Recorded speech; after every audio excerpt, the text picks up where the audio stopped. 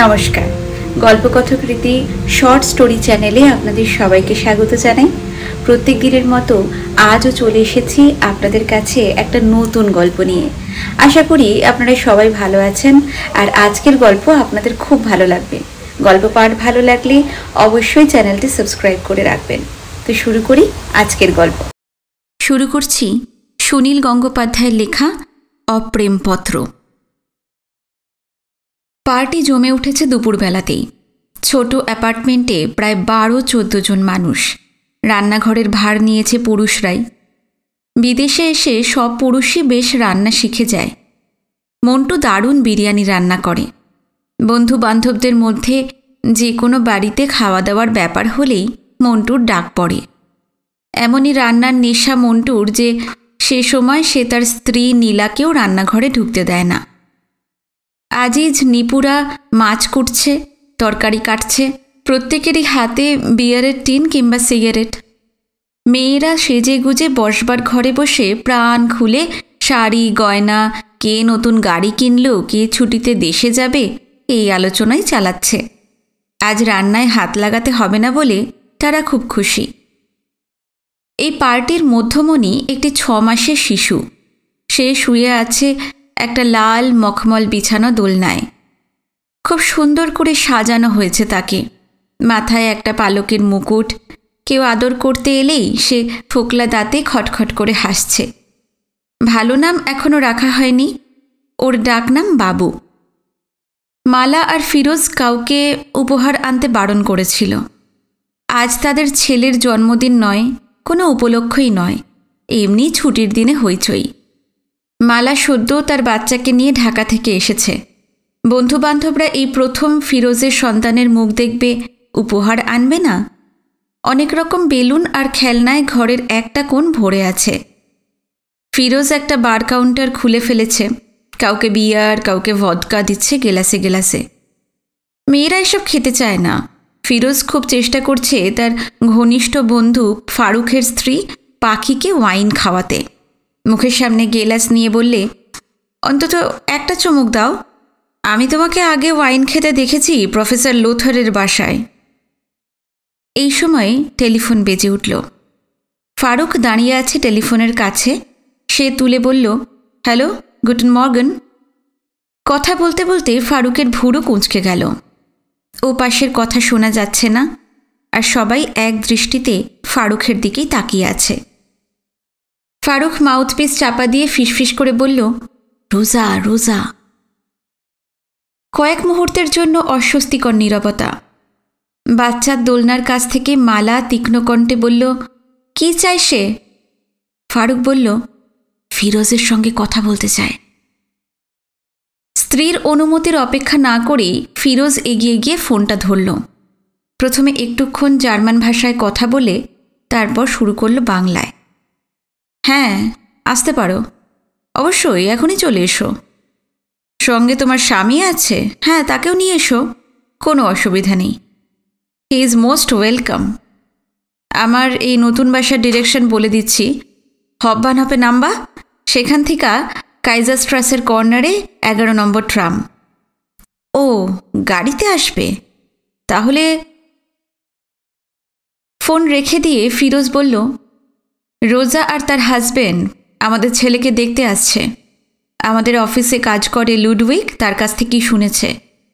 মালা বলল, তুমি তাকে আসতে বললে? কেন আসবে? ফিরোজ মালার কাঁধ ছুঁয়ে বলল, ওটা এদেশের ভদ্রতা, এত উতলা হয়েও না। আমরাও ভদ্রতা করব, দেখো ওরা বেশিক্ষণ থাকবে না।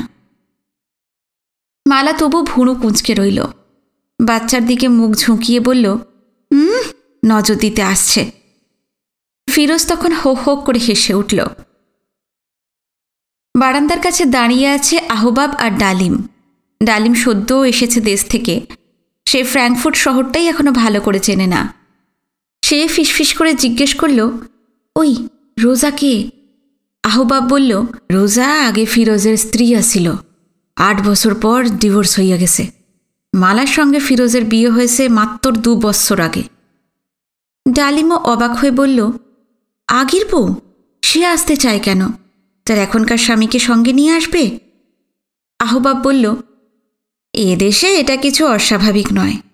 রোজার সঙ্গে তো ফিরোজের ঝগড়া মারামারি হয় নাই, মিউচুয়াল ডিভোর্স হইছে। তারপরেও সামাজিক সম্পর্ক রক্ষা করতে তো অসুবিধা নাই। আবারও আড্ডা শুরু হলেও ঠিক জমল না। এদের মধ্যে অনেকেই রোজাকে চেনে। 4-5 বছর আগে এই ফিরোজের বাড়িতেই কোনো পার্টি হলে রোজা হইচই করে জমিয়ে রাখত। দারুণ প্রাণবন্ত মেয়ে রোজা। তার সঙ্গে ফিরোজের ছাড়াছাড়ি হয়ে যাওয়ায় বন্ধুরা অনেকেই দুঃখিত হয়েছিল। জার্মান মেয়েরা এমনিতে বউ হিসেবে খুব ভালো হয়, তাদের মধ্যে রোজা আরও বেশি ভালো। তবু ঠিক কী কারণে দুজন নারী পুরুষের বিচ্ছেদ হয়ে যায় তাও অন্যদের পক্ষে বোঝা সম্ভব। পাখি একবার অন্য কথার মধ্যে বলে উঠল, রোজা আসতে চায় আসুক, সে আবার স্বামীটাকে কেন নিয়ে আসছে? ওর স্বামী তো জার্মান, তার সামনে তো আবার বাংলাতেও কথা বলা যাবে না। 8 বছরের বিবাহিত জীবনে রোজা বেশ ভালোই বাংলা শিখে নিয়েছিল। উচ্চারণে গণ্ডগোল থাকলেও সাবলীলভাবে কথা বলে যেত বাংলায়। রোজার সেই বাংলা জ্ঞান আর কোনো কাজে লাগবে না। একটু বাদে বেল বাজতেই সবাই সচকিত হয়ে উঠল। এর মধ্যেই কি চলে এলো? দরজা খোলার পর দেখা গেল অন্য অতিথি, অনিল আর বাদল। ওরা কলকাতা থেকে বুক ফেয়ারে যোগ দিতে এসেছে, এখানে ফারুখের নিমন্ত্রিত। দুজনের হাতে তুলে দেওয়া হলো ভদকার গ্লাস। বাদল বলল, বাহ, চমৎকার বিরিয়ানি রান্নার গন্ধ বেরিয়েছে তো। পাশের ঘর থেকে মন্টু চেঁচিয়ে বলল, আর 20 মিনিটের মধ্যে সব রেডি হয়ে যাবে, তারপর লাঞ্চ সার্ভ করা হবে। অনিলকে দেখে মালা কিছুক্ষণের জন্য রোজার কথা ভুলে গেল। ঢাকায় থাকতে এই লেখকের অনেক বই সে পড়েছে, এর কবিতা আবৃত্তি করেছে। সেই লেখক জলজ্যান্তভাবে তার ঘরে উপস্থিত। দেখলে মনে হয় সাধারণ একটা মানুষ, লেখক বলে বোঝাই যায় না। রোজা আর তার স্বামী এসে উপস্থিত হলো আরও 15 মিনিট পরে। সাধারণ মেয়েদের তুলনায় রোজা বেশ লম্বা, তার শরীরের গড়ন, মুখশ্রী ভারী আকর্ষণীয়। একটা হলুদ স্কার্ট পরে আছে। তার তুলনায় তার স্বামীটি একটু মেয়েটেই হবে, তবে মুখে বেশ বুদ্ধির ছাপ আছে, ওষ্ঠে হাসি মাখানো। ফিরোজ বেশ লম্বা চওড়া, তার পাশে রোজাকে ভালো মানাতো। মালা ছোট্টখাট্ট সুন্দরী বাঙালি মেয়ে। রোজা পরিচয় করিয়ে দিল তার স্বামীর নাম ক্লাউস। কদিন ধরে ফ্র্যাঙ্কফুর্ট শহরে খুব গরম পড়েছে, তবু ক্লাউস পুরো দস্তুর স্যুট পরে এসেছে।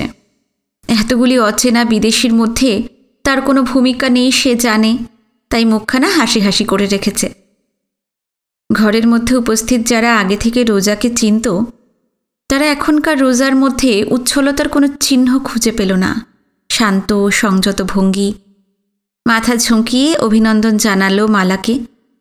তারপর একটা ছোট্ট রূপোর বাক্স তুলে দিল তার হাতে। তার মধ্যে রয়েছে খুঁদে খুঁদে 2টো রূপোর চামচ। বাচ্চাটির দিকে তাকিয়ে বলল, কি সুন্দর, টানা টানা চোখ, টিকালো নাক, মায়ের সঙ্গে খুব মিল। দেখো দেখো ক্লাউস। ক্লাউসও কাছে গিয়ে নিখুঁত ভদ্রতার সঙ্গে বলল, ভেরি হ্যান্ডসাম। ফিরোজের সঙ্গে রোজা কথা বলছে না। মালাকেই জিজ্ঞাসা করল ওর নাম কি রাখা হয়েছে। মালা আড়ষ্টভাবে বলল, এখনও ওর ভালো করে নাম দেওয়া হয়নি, আমরা বাবু বাবু বলেই ডাকি। রোজা বলল, বাবুও তো খুব সুন্দর নাম। আচ্ছা, আমি কি ওকে একবার কোলে নিতে পারি? মালার স্পষ্ট আপত্তি আছে, তবু সে ঘাড় নাড়ল। দোলনা থেকে বাবুকে কোলে তুলে নিল রোজা। তারপর ঘুরে তাকালো ফিরোজের দিকে। ফিরোজের সন্তান তার গর্ভেও আসতে পারত। এ বাড়িতে রোজা নিজের সন্তানকে বুকে নিয়ে এরকম একটা পার্টির মধ্যে ঘুরে বেড়াতে পারত। কিন্তু 8 বছরের বিবাহিত জীবনে তার কোনো বাচ্চা হয়নি। ফিরোজ এবং রোজা যেন কয়েক পলক বেশি সোজাসুজি তাকিয়ে রইল পরস্পরের দিকে। সেই দৃষ্টির ভাষা অন্য কেউ বুঝবে না। সবাই নিঃশব্দে রোজাকেই দেখছে। এখন রোজাই কেন্দ্রবিন্দু। বাচ্চাটাকে নামিয়ে রাখতে রাখতে মালাকে রোজা বলল, তুমি খুব ভাগ্যবতী। রান্নাঘর থেকে অ্যাপ্রন পরা মন্টু এসে বলল, এই রোজা, আমি বিরিয়ানি রান্না করছি, খেয়ে যেতে হবে কিন্তু। রোজা স্বামীর দিকে ফিরে পরিচয় করিয়ে দিয়ে বলল, আবিদ হোসেন মন্টু, ফিরোজের চাচাতো ভাই, খুব ভালো রান্না করে। তারপর মন্টুকে বলল, আমরা লাঞ্চ খেয়ে এসেছি, এখন আর কিছু খেতে পারবো না। ফিরোজ এবার ভদ্রতা করে ক্লাউসকে বলল, না না, আপনাদের খেয়ে যেতেই হবে, প্লিজ বসুন, একটা ড্রিঙ্ক দেব, বিয়ার? ক্লাউস জানালো সে কোনো রকম মদ্যপান করে না। বাঙালিরা হঠাৎ কারুর বাড়িতে গিয়ে উপস্থিত হলে গৃহস্বামিনীর অনুরোধে খেতে বসে যায়।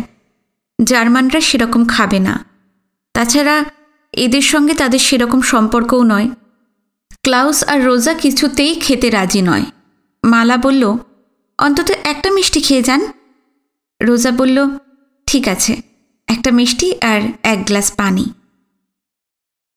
এবার ওরা বিদায় নেবে। সব মিলিয়ে 10 থেকে 12 মিনিট। ফিরোজ এদের পৌঁছে দিল সিঁড়ি পর্যন্ত। নামবার আগে রোজা বলল, ঘরে বাচ্চাটা রয়েছে আর ওদিকে সবাই সিগারেট খাচ্ছে, তুমি ওদের বলো না পাশের ঘরে গিয়ে সিগারেট খেতে। আবার শুরু হয়ে গেল গুঞ্জন। বারান্দার ধারে দাঁড়ানো ডালিম আর আহবাবের পাশে এসেছে অনিল আর বাদল। বাদল বলল, জার্মান ছেলে অথচ বিয়ার খায় না, হে যে দৈত্যকুলে প্রহ্লাদ। অনিল বলল, হয়তো খায়, এখানে খেতে চাইল না, আমরা তো কেউ পরিচিত নই। ডালিম ফিসফিস করে জিজ্ঞেস করল, মেয়েটিকে তো বেশ ভালোই মনে হলো, ডিভোর্স কেন হলো রে? আহবাব বলল, মেয়েটা বোধহয় বাঁজা, ফিরোজের খুব ছেলে মেয়ের শখ। বারান্দা দিয়ে দেখা গেল রাস্তায় নেমে গেছে রোজা আর ক্লাউস। ক্লাউস চাবি দিয়ে গাড়ি খুলছে, এপাশে দাঁড়িয়ে, আর ওপাশে হঠাৎই ফুঁপিয়ে কেঁদে উঠল রোজা। ব্যাগ থেকে রুমাল বার করে চোখ মুছল, তারপর 2টো কাগজ বার করল। দুখানে মেডিকেল রিপোর্ট। রোজা আর ফিরোজ 2 জায়গায় পরীক্ষা করিয়েছিল। 2 জায়গা থেকে রিপোর্ট দিয়েছে ফিরোজের সন্তানের জন্ম দেওয়ার ক্ষমতা নেই। তবু ফিরোজ দ্বিতীয়বার বিয়ে করে সন্তানের গর্বিত পিতা হয়েছে। অলৌকিক ব্যাপার আজও ঘটে। রোজা কাগজ 2টো টুকরো টুকরো করে ছিঁড়ে ফেলল। ক্লাউস জিজ্ঞেস করল, ও কি করছো, কি ছিঁড়ছ? রোজা বলল, ফিরোজকে ফিরিয়ে দেব ভেবেছিলাম, কিন্তু এখন আর দরকার নেই। ক্লাউস মুচকি হেসে বলল, কি ওটা, প্রেমপত্র নাকি? রোজা হাহাকারে সুরে বলল, হ্যাঁ, প্রেমপত্র। আপনাদের কেমন লাগলো আজকের গল্প জানাতে কিন্তু ভুলবেন না, কমেন্ট করবেন। আমি আপনাদের সব কমেন্টের যথাযথ উত্তর দেওয়ার চেষ্টা করব। যারা নতুন এসেছেন তারা আমার গল্প তো শোনেন, কিন্তু অনেকেই আছেন যারা এখনো সাবস্ক্রাইব করেননি। চ্যানেলটা অবশ্যই সাবস্ক্রাইব করে রাখবেন। আজকে এই পর্যন্তই, পরবর্তী গল্প নিয়ে খুব শিগগিরই ফিরে আসছি। নমস্কার, সবাই খুব ভালো থাকবেন।